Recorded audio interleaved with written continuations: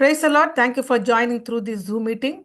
Today, actually, we are going to see more about the life of Moses, especially the Exodus chapter 2, the rejected deliverer, the Exodus chapter 2, 11 to 22. Let me go directly to the portion. So, in the overview of Exodus chapter 2, 11 to 22 is that from royal Egyptian privilege, from this privilege, Moses is going to go as a exile in Midian. So, from Egypt, Moses is going to go to Midian. How it happened? Why it happened? Because Moses want to try to help the people of Israel, but he was rejected by them. And because of that, the Pharaoh want to kill Moses. So he ran for his life and went to Midian. There he started a new life. And there he married the shepherd daughter, and he lived a life in Midian for 40 years. So that is what the Exodus chapter 11, 21, 11 to 22 says. In one sentence, I can say, Moses sees Israel suffering. First of all, you know that Israel is under bondage. Seeing that, Moses was felt very zeal without God's clear commission. He didn't ask God, but he felt very zeal. Zeal means he want to help them, and he see that they are suffering. He was also worrying. So, but he was rejected by his own people. While Moses want to help those people, his Israelite people who are worrying, who are under slave in Egypt, but he was rejected by his own people. He ran away from Egypt, and God prepared Moses in Midian for future deliverance of Israel. So we are going to see as a three main divisions the rejected savior. First of all, the part one, the condition and crisis of Moses. First of all, we are going to see the condition and crisis of Moses. Part two, the flight of Moses to Midian. Flight means running with fear, that we call it as a flight. F-L-I-G-H-T means running with fear of Moses to Midian. And part three is the marriage and the life of Moses in Midian. So let me go to the part one, the condition and crisis of Moses. What is the condition? The Israelites had multiplied greatly in Egypt. You all know that. Pharaoh became afraid because they might become too numerous and join Egyptian enemy. So the Israelites were enslaved. That's what we saw for the past two class from Exodus chapter 1 and 2. So Israelites were forced to labor brick making. About how they are enslaved?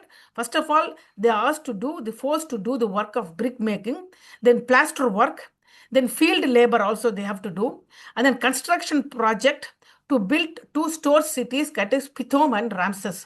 So was their life like slaves. You know what is slave? Slave means no salary was given, only food and water was provided little, and they have to work from morning to night.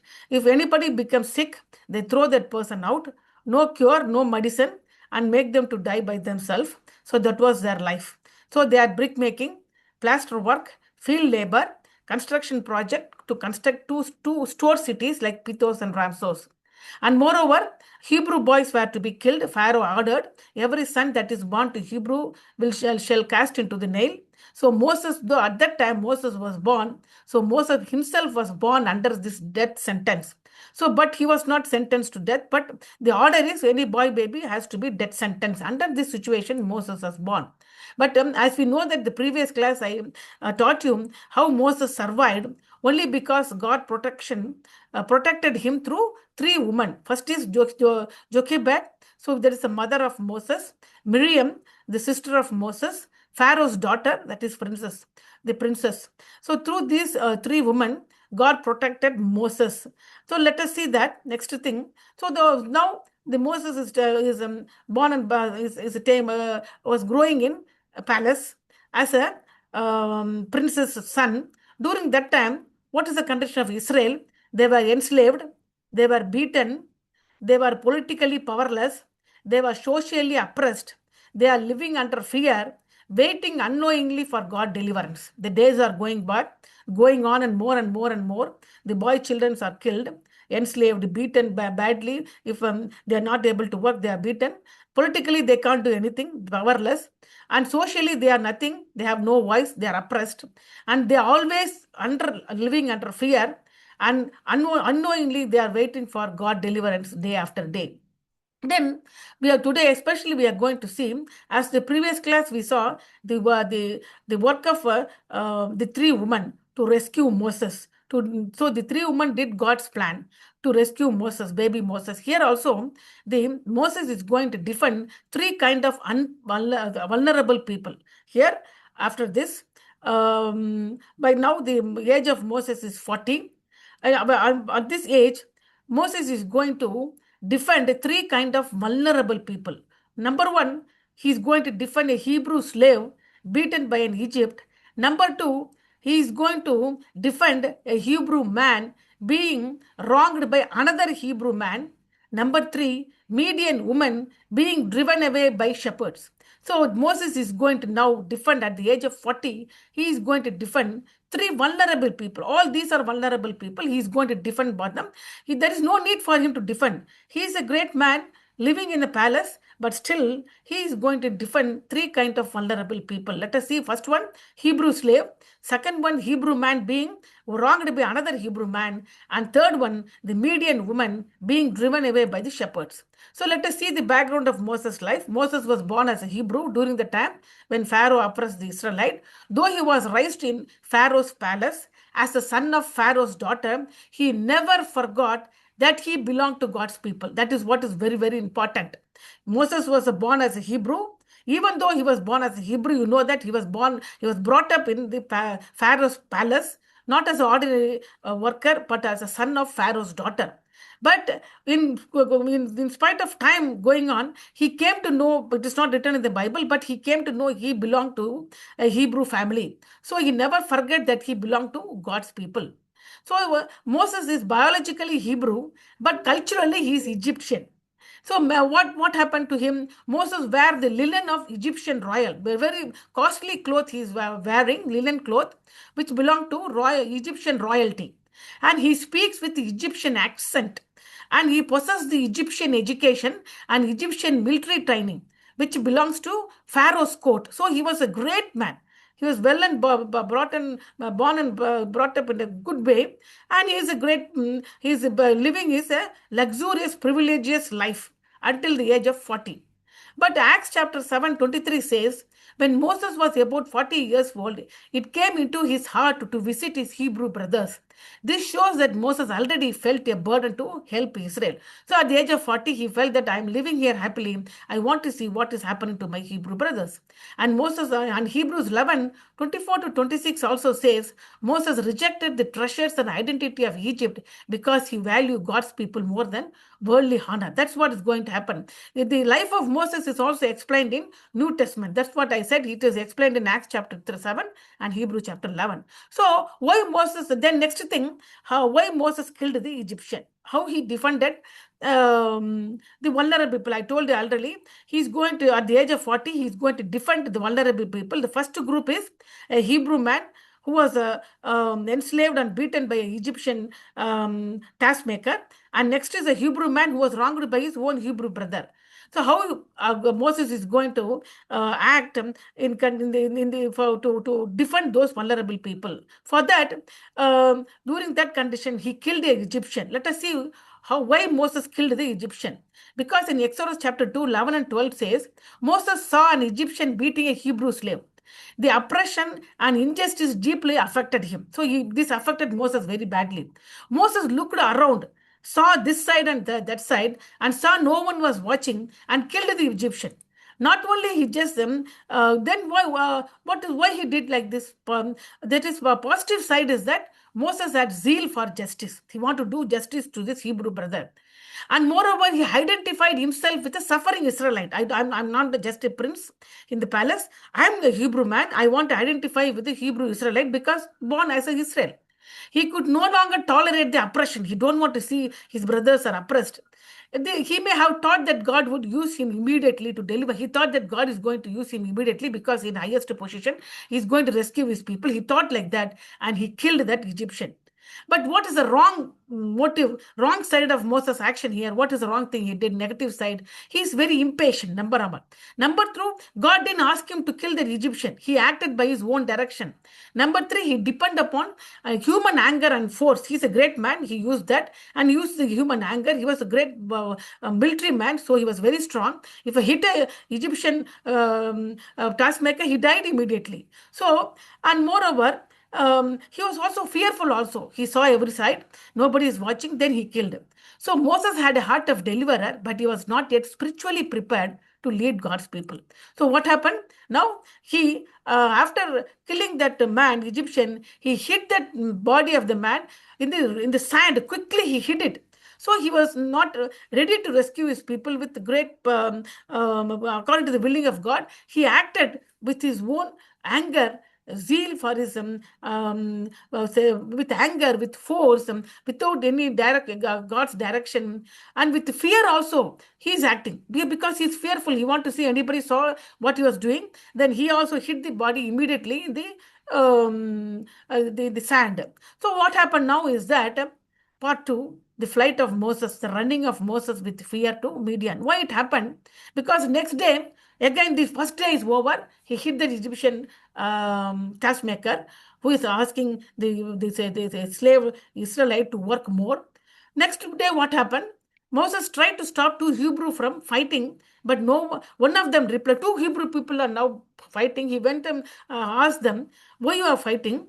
Don't fight. You are brothers." That's what Moses said.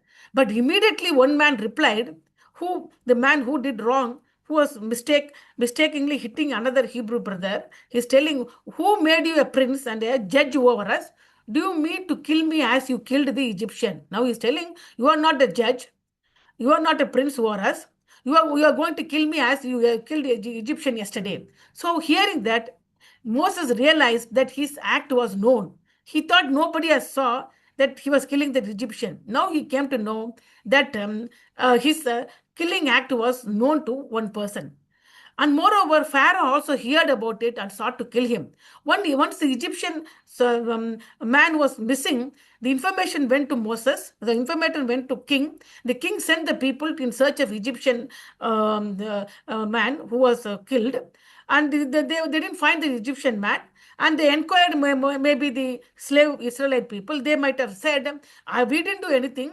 Only that prince in your palace, that is Moses, only killed that Egyptian." So Pharaoh came to know very clearly that Moses only killed him. So Moses was afraid of his life and ran from Egypt to Midian. So now this is a condition. He changed. He went immediately. So what is the important lesson we are learning is God's work cannot be accomplished by human anger or human wisdom. If you want to do the God's will, you cannot do it by your own strength, by your anger, or by your own wisdom. Moses had a right burden. He wanted to help the people of Israel, but the wrong method and wrong timing. This is not the method to kill the Egyptian and rescue the people, and the wrong timing. That the timing has not come. Third one, first God has to transfer Moses himself before using him to deliver Israel. He is a very short-tempered man. He has to change Moses first of all. Then only God can use Moses to deliver the people of Israel. So the main wrong thing is that we cannot accomplish God's will by your own strength, by very anger motion, by your own wisdom, and by not by wrong method and not in wrong timing. And God want to transform us first before using us. Before that, this is what Moses did. This is what happened to Moses. Now let us see the difference between Jesus Christ and Moses here. Jesus Christ, as we all know, brought salvation not through violence or human anger, but through righteousness, sacrifice on truth, and the power of God. He died on the cross for our sin. But here, Moses wanted to rescue the people of Israel by killing the Egyptian. But Jesus didn't do like this. Moses killed one man and fled and ran away. Jesus gave himself to save many and rose again in victory. That is the difference between Jesus Christ and Moses. We should reflect the character of Jesus Christ, not the character of Moses. Now, let us go to that. He is running away. As you know, this is a map very clearly shows how what distance Moses traveled and how he ran away from that. This is called Egypt, as you know that. From this Goshen near place, Raamses, from here, Moses ran to a long distance to Midian. Can you see here? This name is Arabia. So where is Midian now? We are going to see this. So he ran such a long distance, crossed a big desert. Can you see here? There is a great desert, and then he reached here. And this place that is called, there he is settling down. Let us see that this is called Arabia, this is called Egypt. From Egypt he ran to Arabia. So where is Midian now? Where was Midian? Midian was located east of Gulf of Aqaba, that is modern day Saudi Arabia. So you know Saudi Arabia, we are in Middle East. So Midian is in Saudi Arabia. So he traveled from Egypt to Saudi Arabia. Okay, the Saudi Arabia, as you know, it was a very harsh climate. It was having the volcanic desert and very, very tough to live there.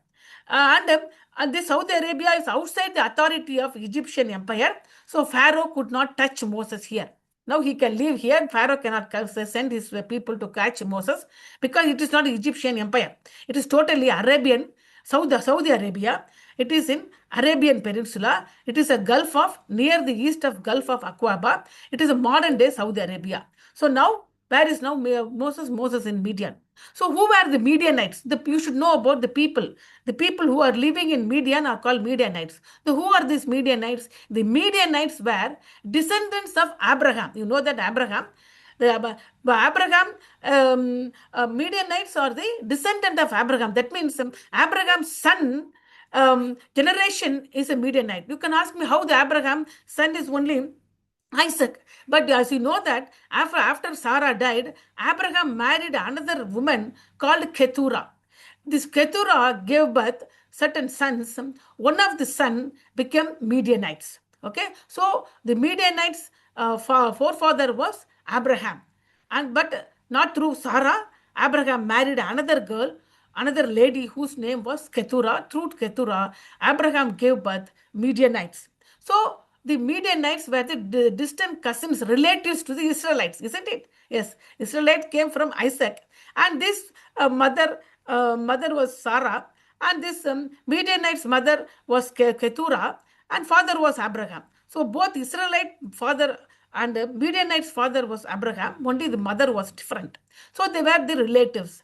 And these Midianites were nomadic shepherds. They're also shepherds. They didn't stay in one place. They travel from one place to other. They're traders and tent dwellers. They won't make separate building to stay. They dwell in the tent. They move the tent and move from place to place. This is what the Midianites are. Now, part 3. Now let us go to part 3. Moses went to Midian now. So where is Midian? The Midian is in Saudi Arabia. The Midianites are the descendant of Abraham. Okay, that's what we saw now. Now part 3, the marriage and life of Moses in Midian. What's going to happen now? Let us see. Now, life of Moses after fleeing from Egypt. Moses arrived in the land of Midian as a broken and rejected man. This period, one of the most important stage of life of Moses, because God used Midian. God is going to use the place Midian to transform Moses from a powerful prince into a humble shepherd and an ordinary servant. Before he was a powerful prince in Egypt, now in Midian, he is going to transform into the humble shepherd and a servant. As he told, the Midianites are nomadic shepherds. They live not in the palace, they live in tent. They are just simple traders. The life is not easy there. It is very tough life. So now, what happened is that Moses had once lived in Pharaoh's palace with authority, with education, with all privileges, whatever he wants, he can eat. So many servants are working under him. But after killing the Egyptian, everything immediately changed. Moses lost his royal position. Now, nowhere he is not going to be prince of an Egyptian palace. And Pharaoh sought to kill Moses. His own Israelite people rejected him, and he became a refuge in foreign land. Now, this is a condition. In 1 minute, everything changed. From royal position, he lost it. And once the Pharaoh was taking care of him, but now Pharaoh want to kill him. And once he was at least talking with these people of Israel, now they have rejected him and told that only Moses killed, not we. So don't come and inquire us, don't torture us. This Egyptian was not killed by us, this Egyptian was killed by Moses. So the Israelites also started to reject him, and he became a refuge in the foreign land. So Midian became a place of humbling, silence, waiting, preparation. Now, for another 40 years, he's going to humble there. He's not going to talk to anybody. He's going to wait for another 40 years. God is going to prepare him as a spiritual transformation. he's going to prepare him slowly another 40 year. 140 year in Egypt, another 40 year in Midian. He's going to be a silent man. He stopped talking. He started to wait more. God is preparing him for a spiritual transformation. Now let us see what happened. He went to Midian. He first sat near the well. As you know, he ran away from Midian. He sat near the well. He was very tired. I saw you such a long distance he traveled. He was very tired. He went to Midian, and there he sat near down by the well. So when Pharaoh heard of this, Moses tried to kill. He tried to kill Moses, but Moses fled from Pharaoh and went to live in Midian, where he sat down by a well. That is there, Exodus chapter 2, verse 15. Now, what happened in the well type? Now he sat on the well. What is happening? How Moses met his future wife. He's going to meet a future wife. Exodus chapter 2, 16 to 17. Now, the priest of Midian. We know the priest. Priests were the people who were close to their God. So there was a man called Ruel. He was a priest of Midian, and that man Ruel had 7 daughters. The 7 daughters came to the well to draw the water from the well and to fill the trout to feed their father's flock. In those days, they were the nomads, isn't it? They are shepherds. The shepherds, what they do is they always fetch the water from the well and pour it on their own trough. The trough is a tub like thing to collect the water for the sheep. So these 7 girls, all together, they came with a container to fetch water from the well and fill it the trout. So his father's animal flock and sheep can drink the water. They want to do that. 7 girls are coming all together. But there were shepherds, very strong men, no? They drove them away. They don't want to, no, why are you doing it? Get lost. We won't allow you to fetch the water. So it is very clear the priest of Midian has no son. That man has only daughters, 7 daughters. So the daughters are now vulnerable. The shepherds are throwing them away, asking them not to fetch the water. On seeing this, Moses got up, came to their rescue, and watered their flock. Now, what happened? As you know that, what he's going to do? Moses is going to defend the Midianite woman being driven away by shepherd. Before whom and all he defended? Before he defended, first of all, the Hebrew men when he was beaten by an Egyptian taskmaker. Next one, he wanted to defend a Hebrew man who was wronged by another Hebrew man. So both became a great problem in his life. Coming here also, he is not keeping quiet. He wants to defend the Midian women who are being driven away by shepherd, because he defended the weak, he stood against injustice, he helped water their flock. This is very different from Egypt. In Egypt, he acted very violently. But in Midian, he acted peacefully and responsibly. He changed now. There he is getting very angry. Now he's not getting angry. He's peacefully defended those people and allowed them to fetch the water and allowed them to feed their flock. So this is what he's defending now. Okay. So now Exodus chapter 2, 18 says, after defending the daughter of Jethro from shepherd and helping them water their flock, the daughters returned home much earlier. They went very earlier. The father was surprised and asked, how come you came home very early? Always you come very late, no? Today you came early. What happened? How you fetch the water? Nobody, shepherds didn't fight with you not to fetch the water? The father Reuel asked the Egyptian that those daughters explained, and Egyptian has rescued us from the shepherd. They said Egyptian man was there. He rescued us from shepherd. They called Moses an Egyptian. See, because of his clothing, look like Egyptian. His speech also like Egyptian. His appearance is also like Egyptian. The manner he behaved is also like Egyptian. So they are telling an Egyptian man only helped us. So when Jethro heard that about Moses, he immediately asked, where is he? Why have you left the man? Call him that he may eat bread here. Immediately he want to help that man. So why? Because in ancient Near East culture, offering food hospitality to stranger was important act of kindness and honor. So Jethro recognized that Moses had protected his daughters and deserved gratitude and welcome. Immediately call him. I want to give him some food. So then after he came, he ate that. Then Jethro asked, why are you just came here? And he said, I just came from Egypt. Then he agreed to stay with that man. After that, that man gave his daughter Zipporah to marry Moses. So now what happened now? This was a major turning point in Moses' life. First of all, a prince of Egypt became a guest. He became a guest only. Not Jethro didn't allow Moses to marry his daughter Zipporah immediately. It took long time, even though in the Bible it was written in one sentence, one verse. It took a long time. Some I don't know how many times. But first of all, from Egypt he was accepted as a guest in the shepherd home. Then that man, guest means what? He has to take care of the cattle. So he is slowly trained to the desert life. Before he was in the royal court, now he was settled in the desert life. And he's become a temporary refuge and peace has come. Before he was no place to go. Now a refuge place is there. A piece of amount is there. Nobody is going to kill him. Certain food is coming. He is taking care, refuge and peace. And Jethro gave his daughter Zipporah. Zipporah means what? Little bird. The meaning of Zipporah is little bird to Moses in marriage. The marriage is over. Then after marriage, Moses gave birth to first son. He named the first son Gershon. So after marrying Zipporah, which means little bird, the Zipporah gave birth Moses' first son, and Moses named that son Gershom. What do you mean by Gershom? I have been a stranger in the foreign land. Why? That means Gesho means a stranger. I am a stranger. Gesho means what? I am a stranger. I have nobody. I left everybody. I am nowhere. I am just a stranger. I have no identity. So that is called a stranger. So through this name, Moses expressed his inner pain and condition. What is inner pain? Loneliness. He left everybody. He is lonely. He was rejected by palace people, by Pharaoh, by his own brothers, and he is exiled.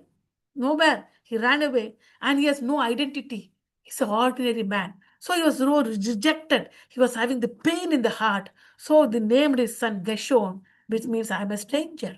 I'm a stranger, I'm nobody. Then Moses, then the Zipporah gave birth second son to Moses, and Moses called that son name is Eliezer. The second son of Moses is Eliezer, which means God is my help. Now, before he was telling, I'm a stranger, disappointed, no identity. He was very lonely, very sad. Now, the second son, he's calling Eliezer, which means God is my help. Now he has changed. So there is a growth in faith, and now there is a growth in faith and trust in God. Now he's having the trust, having the faith in God. Now Moses recognized God preserved his life. Now this time I have been killed by Pharaoh. Now my life is preserved. Now God protected him from Pharaoh, and God has not abandoned him. God is still working in his life. So he's still growing in faith and in trust in God. So he named his second son Eliezer, which means God is my help. So what was the Moses' spiritual growth? How come from naming his son, we can understand the spiritual growth of Moses. The name of Moses' son shows the journey of Moses' heart. First son means Gershon, which expresses pain and exile. I am very painful. I am exiled. I am a stranger. Gershon. Then there, Moses focused on his suffering, his loss, his separation from home. He was born and brought up. He has so many friends there, so many relatives there. I have no relative, no friends, no good food, no cool place to sit, always hot. You have to move from place to place, taking care of the sheep, and no good food, no good water you can get in that place. Desert life, his suffering, his loss, his separation from home. That was a Gershom, pain and exile. Second son, Eliezer, means faith and dependence. Moses now focused on God's help, God's protection, God's faithfulness. So Moses is changing slowly and slowly and slowly. So let us see how Midian changed Moses internally. When Moses first arrived, he was broken, disappointed, fearful, impulsive. He don't know what to do. But years ran away. What happened? God healed him. God humbled him. God matured him. God taught him dependence. That's why he named his son Eliezer, which means, what is the meaning? God is my help. Before he was thinking, my strength is my help, my power is my help. With my strength, with my power, I can rescue the people of Israel by killing the Egyptian. He was relying on his own strength. Now, after a long days, he came to know that God is my help. So named his son Eliezer. So it is completely changed. Midian has completely changed Moses. So, what is the practical lesson we are going to learn from these children? I'm going to finish now. Now, with these two names, I'm finishing. First name is the first name of the first son name is Gershon, pain, and second name is Eliezer, faith and dependence. First name means I am a stranger. I am a stranger. Second name Eliezer means God is my help. So how Moses was internally changed and what lesson we are going to learn from the Moses life. First one, wrong choice can change life quickly. Very wrong choices. If you make a wrong choice, if you are not going to make a good choice, very wrong choice you are doing, your life is going to change very, very quickly. Dramatically, your life will change. Moses made an impulsive decision by killing the Egyptian, and suddenly Moses lost his position, lost his comfort, lost his security, and he has to run away from the palace. So, lesson we are learning is anger, impatient, emotional decision can deeply affect your life. Don't be angry. Don't be impatient. Don't take the decision emotionally, because if you do that, your life is going to affect very, very badly. So you should learn not to react in uncontrolled anger. You can get angry, but your anger should be controlled, not to solve the problem violently. Here, Moses wants to solve the problem violently by killing the Egyptian. You can think, I can fight, I can hit, I can say bad words, I can do all these things, and I want to solve the problem. You cannot solve the problem by hitting, by angering, nothing you can do. And not to rush ahead without wisdom. Use wisdom before doing anything, before taking any choice. Here, Moses didn't use his wisdom. He saw this side and that side. Nobody is there. He killed the Egyptian immediately and hid that man's body in the sand. That's a very wrong thing. He acted rashly. He didn't use his wisdom. He reacted in uncontrolled anger. He tried to solve the problem violently. Everything is wrong. So, wrong choice can change your life quickly. The second lesson, what you learned is having good intention is not enough. Your intention is good. Moses wanted to help his people, Israelite, which was good, but he used the wrong method. Don't use the wrong method. Your intention is good, but using the wrong method, it's wrong. So having good intention is not enough. You have to use the correct method. Somebody can say, so the people are suffering, the people are starving, so I am going to steal from the rich people and get the money from the bank. I'm going to steal. I'm going to give to the poor people. Your intention is good. You want to help the poor people, not by stealing. You have to work and provide food for them. That is the correct intention. Here, that's what happening. Moses wanted to help his people, which was good intention, but the method was wrong. What was the method? By killing the Egyptian. So lesson you learnt is a good purpose must still be done in right way and right timing. You want to do a good thing, do it in the right way and right timing. Your intention is good, do it in right way and right timing, not in wrong way. Don't cheat people. Okay, this is wrong. Don't act violently. And sometimes you may want justice. Sometimes what happened? I want justice. I want recognition immediately. I want quick success. I want to prove myself immediately. That is wrong.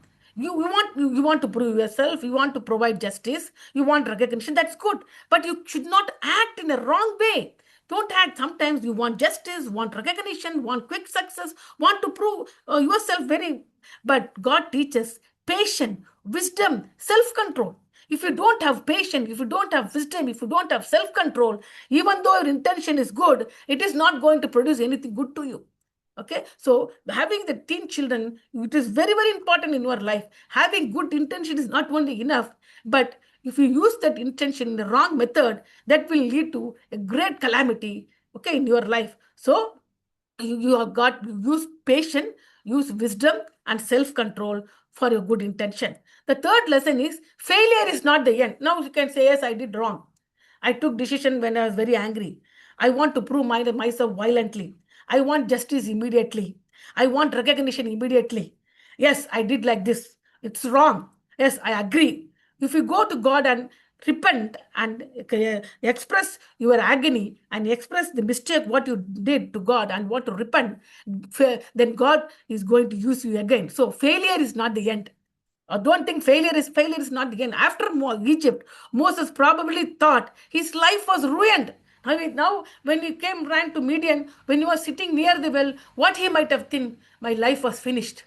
My life was ruined. I want to help the Israelite people. I want to do good thing. But they didn't understand me. Now I lost everything. I lost everything. That's what he might have think. My life is ruined. Yet God, Midian became a place where God shaded him, healed him, and prepared him. You can see the Midian, very ordinary place, Midianite, shepherd, nomadic shepherd. They don't have home also. They are living in the tent, very desert place, no good food, no good place to eat, no good dress, everything bad. What is life? You don't think like that. The Midian place became God shaded Moses. God healed Moses. God prepared Moses. So lesson is failure, disappointment, difficult season do not cancel God's purpose. Now you are disappointed. You had a failure. Don't think that God is not going to do his purpose. God is going to do his purpose. Even in your failure, God still use painful experience. The experience is very painful. Very, very painful. Just imagine you are in the palace food, palace education. You are in the military with great power. So many servants working under you. You are going to maybe you are going to become a governor of a city in future. Future is very good, very happy living. Immediately everything changed. Ordinary shepherd, ordinary life. But God can still use painful experience from growth. For growth, God will use your painful experience. So three things were very, very important. God often prepare people quietly. Fourth lesson is God often prepare you quietly. World forgot. Everybody, Moses finished. We don't know where is Moses. Maybe he is dead. Everybody forgot about Moses. Everybody. But God is preparing Moses quietly. Moses spent 40 hidden years as a shepherd, and then before becoming a leader of Israel. You know that Moses is going to deliver the people from the bondage, Israelite people. Before that, for hidden years, he was a shepherd. What you learn from this? Teenage often you also feel pressure to success quickly, become famous, compare yourself with others. You always do like this. I want to become very quickly success. I want to become famous in my class. My teacher has to say you are the best. And I want to become like this woman, like this boy, immediately comparing. But God developed character privately before giving great responsibility. So you want responsibility, you want to become the leader of your class, you want to become a team leader, you want to take some responsibility of your class, for example. Okay, if you want to do like that, before that God has to prepare you to take that responsibility. You cannot take the responsibility when you are very angry, when you are selfish, when you are violently want to take action. All this attitude, no self-control, harshly behaving, all these things God cannot use you. God want to change you completely. Then God give the responsibility. So God often prepare people quietly. So these are the four lessons we learned. So moreover, Moses defended three different kinds of vulnerable people. We learned one, a Hebrew slave beaten by Egyptian, and Hebrew man being wronged by another Hebrew man. By helping this Hebrew slave in a wrong way, he lost everything and he went to Midian. And in Midian, he defended a Midian woman being driven away by shepherd. But there, the Midian family accepted him, and then he married a Midian woman, Zipporah, and he gave birth to two sons, Gershon and Eliezer. Gershon means I'm a stranger. Eliezer means God is my help. So in that way, we have finished this class. So we learned in this lesson a rejected deliverer. The first one we learned the condition and crisis of Moses. Then second part we learned the running away with the fear of Moses to Midian. And the third part we learned the marriage and life of Moses and Midian. So anybody is there? Please read the memory verse, Hebrews chapter 11, 24 to 27. Is anybody there? Ready, I will. Yeah. Hebrews chapter 11, 24 to 27. Verse 24. By faith, Moses, when he had grew up, refused to be known as the son of Pharaoh's daughter. Verse 25.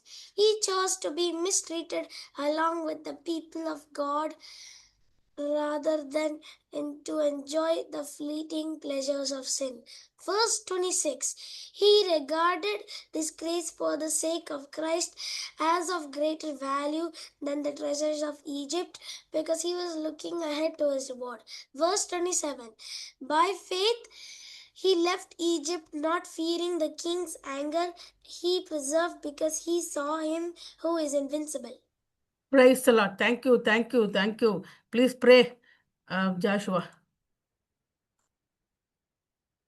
Heavenly Father, thank you for this Sunday class. This